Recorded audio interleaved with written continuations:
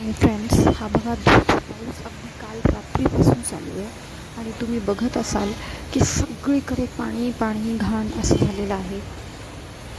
मी बघा सगळीकडे पाऊस बारीक चालू आहे आणि इथे बघा पाणी इतकं साचलं आहे या रोडने की ती गाडी आत अडकून बसली आहे आणि येण्या जाण्यासाठी एकाच साईडचा वापर करावा लागतो.